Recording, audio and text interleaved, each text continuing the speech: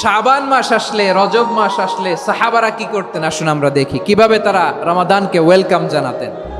রজব শাবান আসলেই ওনারা রমাদান পর্যন্ত পৌঁছার আকুতি, আগ্রহ আর ফরিয়াদ আল্লাহর কাছে জানাতেন আর বলতেন, ইয়া আল্লাহ, রমজান পর্যন্ত আমাদের হায়াত বাড়িয়ে দাও। আল্লাহুম্মা বাল্লিগনা রমাদান, আল্লাহ তুমি রমজান পর্যন্ত আমাদের পৌঁছে দাও। আল্লাহুম্মা বারিক লানা ফি রজব ওয়া শাবান ওয়া বাল্লিগনা রমাদান, আল্লাহ রজব শাবানে বরকত দাও, আল্লাহ রমজান পর্যন্ত তুমি আমাদেরকে পৌঁছে দাও। আওয়াজ করে পড়ে না আমিন। আমার প্রিয় চাঁপাইনবাবগঞ্জের ভাইরা, গত বছর অনেকের সাথে আমরা একসাথে রমাদান কাটিয়েছি, তাদের অনেকে দুনিয়াতে এখন বেঁচে নাই, এরকম আছে না নাই? এই যে আরো 7 দিন বাকি রমাদান আসতে, এই 7 দিন পর্যন্ত আমরা রমাদান পাবো, কোনো গ্যারান্টি আছে?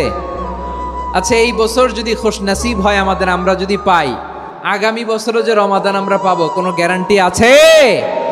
তাহলে আসুন আমরা ভেবে নেই, হতে পারে this Ramadan could be the last and final Ramadan in our life. হতে পারে এই রমাদানই হতে পারে আমার জীবনের শেষ রমাদান। ঠিক কিনা বলেন? তাই আসুন আমরা আল্লাহর কাছে দোয়া করি, আল্লাহুম্মা বাল্লিগনা রমাদান, আল্লাহ তুমি রমাদান পর্যন্ত আমাদেরকে পৌঁছে দাও। আওয়াজ করে পড়েন আমিন।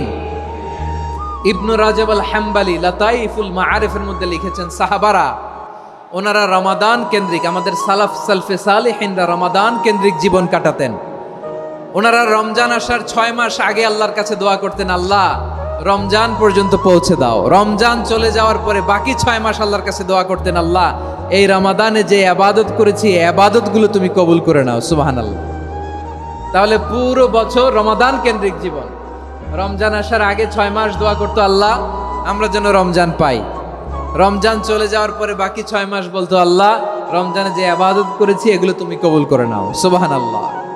আবার এই শাবান মাসে আল্লাহর হাবিব সাল্লাল্লাহু আলাইহি ওয়াসাল্লাম সবচেয়ে বেশি রোজা রাখতেন। কানা ইয়াসুমু শাবানা কুল্লাহ, সবচেয়ে বেশি রোজা রাখতেন শাবান মাসে। ওয়া কানা ইয়াসুমু শাবানা ইল্লা কলিলা, শাবানের অল্প কয়েকদিন ছাড়া পুরো শাবানটাই বিশ্বনবী রোজা রাখতেন। সুবহানাল্লাহ পড়েন। এই শাবানে আপনারা রোজা রাখছেন তো? রাখছেন? আল্লাহ তুমি কবুল করো, আমরা সবাই পড়ি আমিন। মাইকের সাউন্ডটা একটু উইক মনে হচ্ছে, একটু স্ট্রং করতে হবে সামান্য। মাইক অপারেটর যিনি আছেন একটু স্ট্রং করবেন, আমার শাউট করে কথা বলা লাগতেছে, একটু স্ট্রং করবেন মেহেরবানি করে, মাইকের সাউন্ডটা একটু স্ট্রং করবেন। প্রিয় ভাইয়েরা, এই শাবান শেষে আমাদের মধ্যে আগমন করবে রমাদান, এবং এই রমাদানুল মুবারক আল্লাহ তাআলা আমাদের জন্য সিয়াম ফরজ করেছেন। কি ফরজ করেছেন? তিনি সূরাতুল বাকারার 183 নম্বর আয়াতে ইরশাদ করছেন, রাব্বুল আলামিন বলেন, ইয়া আইয়ুহাল্লাযীনা আমানু কুতিবা আলাইকুমুস সিয়ামু কামা কুতিবা আলাল্লাযীনা মিন ক্বাবলিকুম লাআল্লাকুম তাত্তাকুন।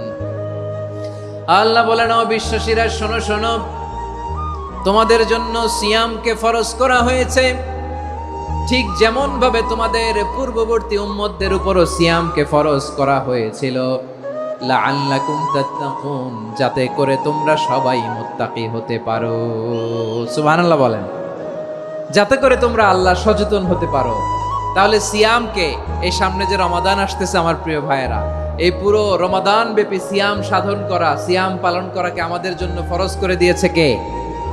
রমাদানের রোজা রাখার নফল নাকি? রমাদানে সিয়াম পালন করা কি নফল? সুন্নাত?